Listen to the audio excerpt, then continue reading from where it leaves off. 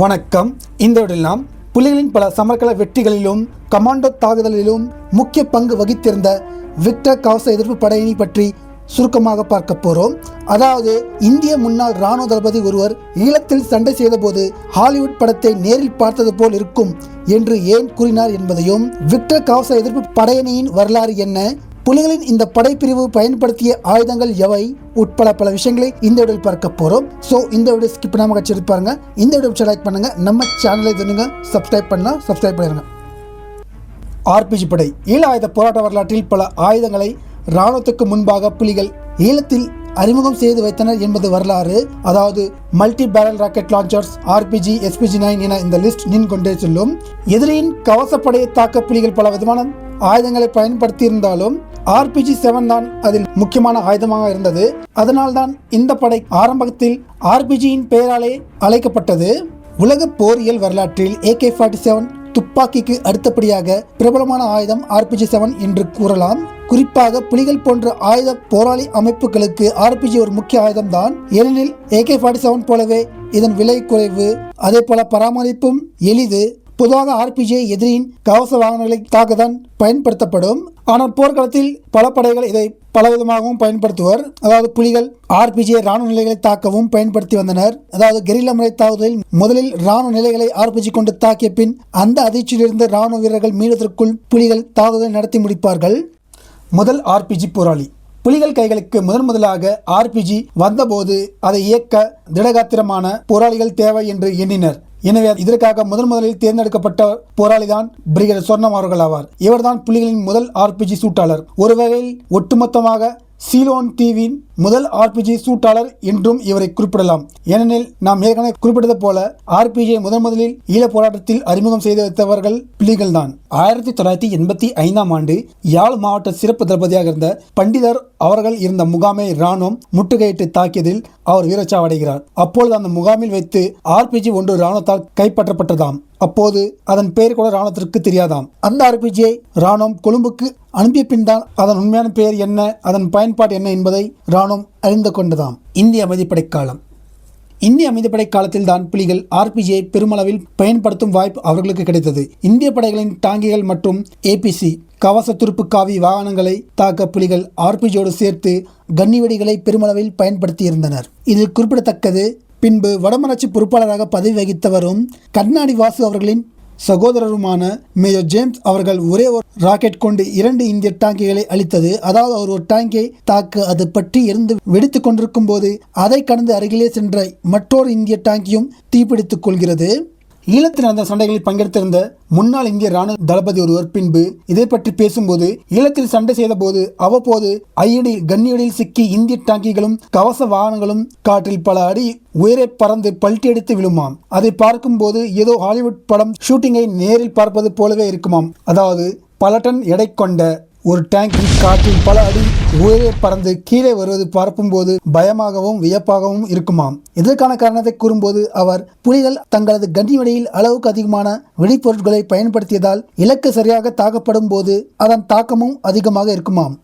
இதே போல இந்திய படைகளுக்கு எதிரான தாக்குதலின் போது குறிப்பிடத்தக்க தாக்குதலில் ஒன்றான நித்திகை குளம் முகாமில் வைத்து இந்திய அமைதிப்படை தலைவர் ஜெனரல் கல்கத் அவர்கள் அங்கு வந்து ஹெலிகாப்டரில் தரையிறங்கிய நிலையில் ஏற்கனவே காடுகள் ஊடாக நகர்ந்து சென்று அந்த முகாமை நெருங்கி காத்திருந்த புலி போராளிகளில் பிரிகேடர் சொர்ணம் அவர்களும் சென்றிருந்தார். அவர் ஒரு RPGயை அந்த ஹெலிகாப்டர் மீது அடிக்க அது சற்று குறி தவறியது. ஜெனரல் கல்கத் உட்பட இந்திய தளபதிகள் பக்கத்தில் இருந்த பதுங்குழியில் குதித்து பதுங்கி கொண்டனர். இந்த நித்திகை குளம் தாக்குதல் பற்றி நாம் ஏற்கனவே விரிவான வீடியோ ஒன்றை பார்த்திருக்கிறோம். அந்த வீடியோக்கான லிங்க்கும் டிஸ்கிரிப்ஷனில் இருக்கு. இந்திய அமைதிப்படை ஈழத்தை விட்டு சென்ற பின் 2ஆம் கட்ட ஈழப்போர் ஆரம்பித்த போது இம்ரான் பாண்டியன் படையணியின் கீழ் 1992 ஆண்டு டேங்கி எதிர்ப்பு அணி என்று ஒரு சிறிய அணியாகவே RPG போராளிகள் தனியாக இயங்கினர். இராணுவத்தின் யாழ்தை நடவடிக்கை, அதாவது புலோபொலை சமர் உட்பட இராணுவத்தின் டாங்கிகளுக்கு எதிராக RPGயை புலிகள் சிறப்பாக பயன்படுத்தி வந்தனர். 3ஆம் கட்ட ஈழப்போர். புலிகள் யாழ்குடா விட்டு வன்னிக்கு நகர்ந்த போது யாழ்குடாவை அடுத்து சீக்கிரமே இராணுவம் ஒரு பாரிய படை நகர்வை வன்னியிலும் மேற்கொள்ளப் போகிறது என்பதை புலிகள் அறிந்திருந்தனர். குறிப்பாக இதில் டாங்கிகள் உட்பட கவச வாகனங்களை பெரிய அளவில் இராணுவம் பயன்படுத்த போகின்றது என்பதும் புலிகளுக்கு தெரிந்திருந்தது.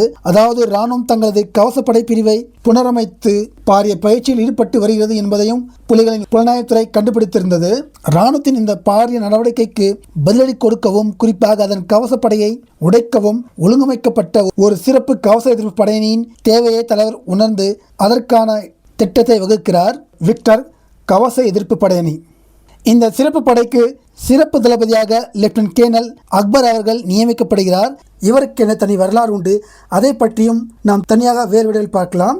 இறுதி யுத்தம் 2006ஆம் ஆண்டு அக்டோபர் மாதம் 10ஆம் தேதி முகமாலை முன்னரங்கு பகுதியில் பாதுகாப்பு ஏற்பாடுகளை பார்வையிடும் போது இராணுவ எறிகணை வீச்சில் இவர் வீரச்சாவு அடைகிறார். அதே போல புலிகளிடம் 1993ஆம் ஆண்டு பூநகரி தளத்தில் எடுக்கப்பட்ட T-55 மெயின் பேட்டில் டேங்க் ஒன்று இருந்தது என்பது நம் எல்லோருக்கும் தெரியும். போர்க்களத்தில் தேவைப்படும் போது விக்டர் கவச எதிர்ப்பு படையணியுடன் இணைந்து அந்த டேங்கி அணியும் இராணுவத்தின் டேங்கிகள் உட்பட கவச படையை தாக்கி அழிப்பர். ஆனாலும் அந்த டேங்கி தனி பிரிவாகவே இயங்கியது. அதனால் அந்த டேங்கிக்கு என தனி வரலாறு உண்டு. ஸோ அதை பற்றியும் தனியாக வேறொரு வீடியோவில் பார்க்கலாம். ஏற்கனவே இயங்கி வந்த டேங்கி எதிர்ப்பு அணியில் இருந்த போராளிகளோடு சேர்த்து மேலும் பல போராளிகள் உள்வாங்கப்பட்டு கடுமையான பயிற்சிகளுக்கு வழங்கப்பட்டது. இந்த சிறப்பு படைப்பிரிவுக்கு இருந்த இன்னொரு சிறப்பு என்னவெனில், இவர்களின் சீருடையில் வரிகள் செங்குத்தாக இருக்கும். இந்த ஏற்பாடுகளும் பயிற்சிகளும் நடந்து கொண்டிருக்கும் போதே இராணுவம் சஜ்ஜை நடவடிக்கையை ஆரம்பிக்கிறது. பெயர் சூடப்படாத இந்த படைப்பிரிவு பயிற்சியில் ஈடுபட்டிருக்கும் போது இராணுவத்தின் சஜ்ஜை நடவடிக்கைக்கு எதிராக இது களமிறக்கப்பட்டது. அந்த நடவடிக்கையில் இராணுவம் டாங்கிகள் உட்பட பல கவச வாகனங்களை பயன்படுத்தி நகர்ந்தது. ஆனால் பெரிய அளவு கவசப்படையை இடைமறித்து அளிக்கும் பலம் அப்பொழுது புலிகளின் இந்த படைப்பிரிவுக்கு இருந்ததில்லை. அதே போல சஜ்ஜை நடவடிக்கையின் போதுதான் புலிகள் முதலில் SPG-9 வகை ஆர்சில் கன் பயன்படுத்தியதாகவும் கூறப்படுகிறது. RPG-7 போன்று எளிதாக காவி கொண்டு செல்லும் வகையில் இந்த SPG-9 ஆர்சில் கன் இல்லை. ஏனெனில் இது அதைவிட பல மடங்கு பலம் வாய்ந்ததும் அதிக தூரம், அதாவது அதிக ரேஞ்சு கொண்டதாக இருக்கும். இதனால் இதை எளிதாக ஒரு இடத்திலிருந்து வேறு இடத்திற்கு எடுத்து செல்ல முடியாது. இதனால் இது பெரும்பாலும் ஜீப் போன்ற வாகனம் மீது பொருத்தப்பட்டிருக்கும். அல்லது ஒரு போராளி குழு இதனை காவி சென்று தேவையான இடத்தில் ட்ரைபாட் மீது பொருத்தி தாக்குதல் நடத்துவார்கள். அது மட்டுமல்ல, இதனை புலிகள் பெரும்பாலும் ஒரு ரகசிய ஆயுதமாகவே பயன்படுத்தினார்களாம். அதாவது விக்டர் கவச எதிர்ப்பு படையை போராளிகளை தவிர்த்து மற்ற படைப்பிரிவில் இருக்கும் போராளிகள் இதனை பார்ப்பது அரிதாக இருந்ததாம். அவர்கள் பங்கு பெறும் சண்டை முனையில் இந்த SPG-9 பயன்படுத்தப்பட்டால் மட்டுமே அவர்கள் இதனை பார்த்திருக்க முடியும். இல்லையெனில் இதை மற்ற போராளிகள் பார்க்க வாய்ப்பே குறைவாம். சஜ்ஜை நடவடிக்கையின் போது முதலாக பயன்படுத்தப்பட்ட இந்த SPG-9 இலக்கை துல்லியமாக தாக்கவில்லை என்று கூறப்படுகிறது. முதல் தாக்குதல் 1997ஆம் ஆண்டு ஆரம்பத்தில் எல்லா பயிற்சிகளும் முடித்து விக்டர் கவச எதிர்ப்பு படையணி உருவாகி சண்டைக்கு தயாராக நின்றது. அப்பொழுது ஓமந்தையில் இராணுவத்தின் பாதை நகர்வை எதிர்பார்த்து புலிகளின் தடுப்பரண்களில் புலிகளின் பல அணிகள் நிறுத்தப்பட்டிருந்தது. அவ்வாறுதான் 1997ஆம் ஆண்டு மார்ச் மாதம் 8ஆம் தேதி அன்று லெப்டினன்ட் கேர்னல் சூட்டா அவர்களின் தலைமையில் விக்டர் கவச எதிர்ப்பு படையணியின் ஒரு அணி புலிகளின் ஒரு முன்னணி நிலைக்கு சென்றது.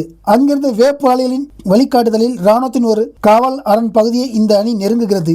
சிறிது நேரத்திலே அடுத்தடுத்து சென்ற 2 RPG கணைகள் அந்த இராணுவ காவல் அரணை அழித்தது. இதில் 7 இராணுவத்தினர் கொல்லப்பட்டதாகவும் மேலும் பலர் காயம் அடைந்ததாகவும் கூறப்படுகிறது.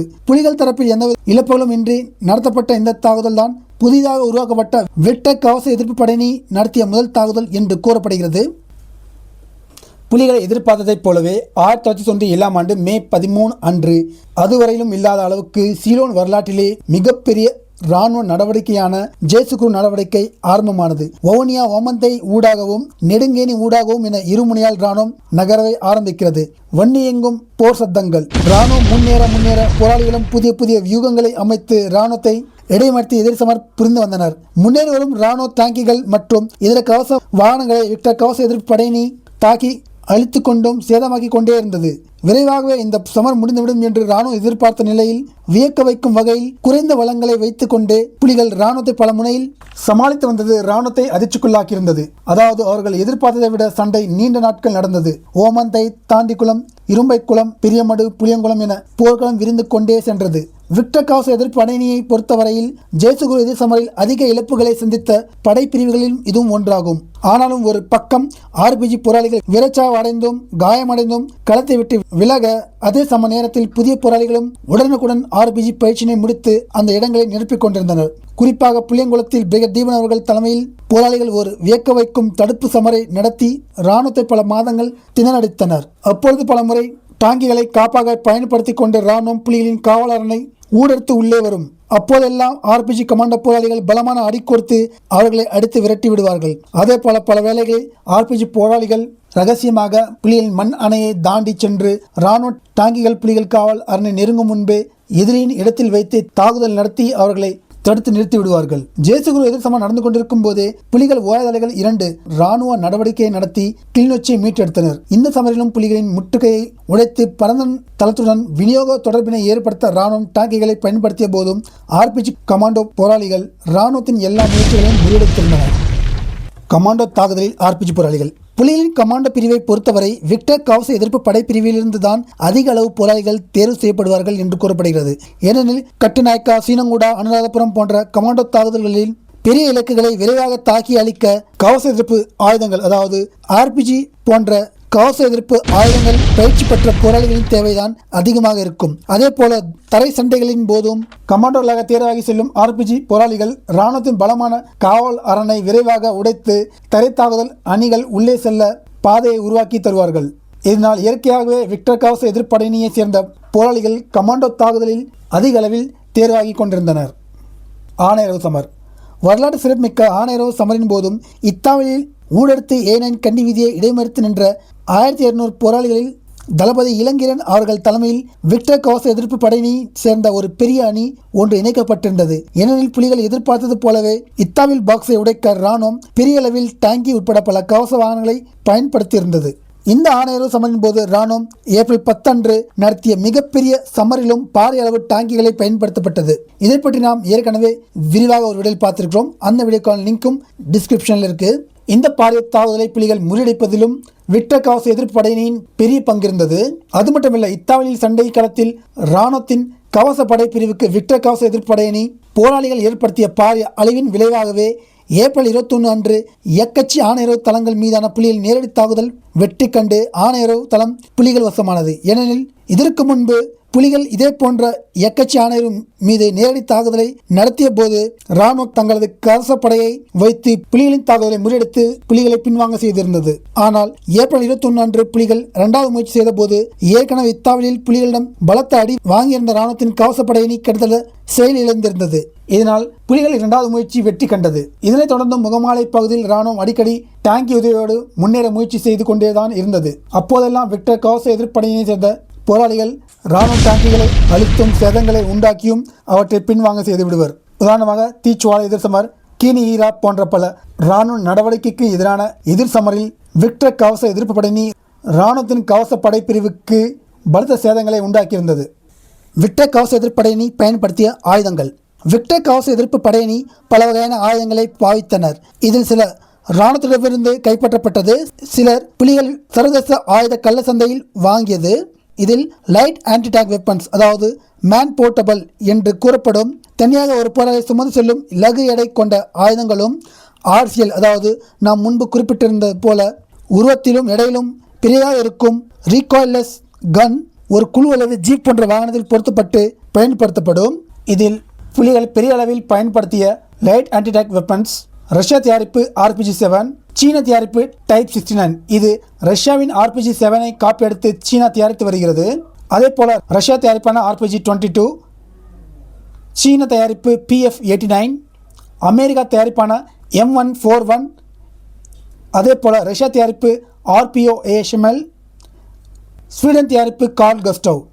இவை எல்லாமே மேன் போர்ட்டபிள், அதாவது தனியாக ஒரு போராளியால் சுமந்து சென்று எளிதாக தாக்க முடியும். இதை தவிர்த்து ஆர்சிஎல் கன்ஸையும் விக்டர் கவச எதிர்ப்படையினி பயன்படுத்தி வந்தது. அதில் குறிப்பிடத்தக்கது SPG-9M, இது ஸ்வீடன் தயாரிப்பு. இதை பற்றி நாம் ஏற்கனவே பார்த்துட்டோம். அதே போல் அமெரிக்கா தயாரிப்பு M40A1, இதுவும் ஒரு ஆர்சிஎல் கன் ஆகும். இந்த ஆயுதங்களை தவிர்த்தும் புலிகளின் கவச எதிர்ப்பு படையினி வேறு ஆயுதங்களையும் பயன்படுத்த எல்லா வாய்ப்புகளும் உண்டு. ஆனால் அதை பற்றி தகவல்கள் வெளியில் வராமல் இருக்கலாம். சிறப்பு பிரிவு. 2001ஆம் ஆண்டு இராணுவத்தின் ஆழ ஊடுருவும் அணி புலிகள் கட்டுப்பாட்டு பகுதிகளில் பெரிய வெற்றிகரமான தாக்குதலை ஒன்றன் பின் ஒன்றாக நடத்தி வந்த நிலையில் அதற்கு பதிலடி கொடுக்கும் விதமாக ஒரு சிறப்பு ஆழ ஊடுருவும் படையை உருவாக்க தலைவர் திட்டமிடுகிறார். புலிகளின் தலை சிறந்த படைப்பிரிவாக இருந்த கமாண்டோ பிரிவுக்கு நிகராக இந்த படைப்பிரிவு உருவாக்கப்பட வேண்டும் என்று திட்டமிடப்பட்டது. இதே 2001ஆம் ஆண்டு இறுதியில் சமாதான பேச்சுவார்த்தைகள் ஆரம்பமான நிலையில் ஈழத்தில் போர்க்களங்களும் பெரும்பாலும் மௌனமாக இருந்தன. இந்நிலையில்தான் விக்டர் கவச எதிர்ப்பு படையணி இலக்குகள் இல்லாமல் இருந்தனர். அதே போல அதில் கமாண்டோ பிரிவில் சேர விருப்பம் தெரிவித்து தலைவருக்கு கடிதம் அனுப்பிவிட்டு பல RPG போராளிகள் அழைப்புக்காக ஆவலுடன் காத்திருந்தனர். எனவே தலைவர் அவர்கள் விக்டர் கவச எதிர்ப்பு படையணியிலிருந்து கமாண்டோ பிரிவில் சேர கடிதம் எழுதி காத்திருக்கும் பல போராளிகளை இந்த புதிய ஆழ ஊடுருவும் பிரிவில் இணைக்க கூறுகிறார். இறுதி யுத்தம் தொடங்கிய போது முகமாலை முனையில்தான் இராணுவம் அதிக அளவு டாங்கிகளை பயன்படுத்தியது. ஏனெனில் மற்ற முனையில், அதாவது மன்னார், ஒமந்தை, மணலார் முனைகளில் அதிக அளவு டாங்கிகள் பயன்படுத்தி முன்னேறும் சூழல் இல்லை. அதாவது உயரமான மண் அணை. அதற்கு முன்பு அகலியன புலிகள் வன்னி போர்க்களத்தில் டிச் கம்பன் தந்திரபாயத்தையே அதிக அளவில் பயன்படுத்தியதால் இராணுவத்தின் கவசப்படை பிரிவின் பயன்பாடு குறைவாக தான் இருந்தது. ஆனால் வழக்கமான இராணுவ காவலர்கள் மீதான தாக்குதல் போன்ற மற்ற தாக்குதலிலும் RPG போராளிகள் மற்ற தலை தாக்குதல் படைப்பிரிவோடு சேர்ந்து தொடர்ந்து பங்கெடுத்து வந்தனர். இந்த வீடியோ உங்களுக்கு பிடிச்சிக்கணும். இந்த வீடியோ பிடிச்சிருந்தா லைக் பண்ணுங்க. நம்ம சேனலை நீங்க சப்ஸ்கிரைப் பண்ணலாம். சப்ஸ்கிரைப் பண்ணுங்க. நன்றி.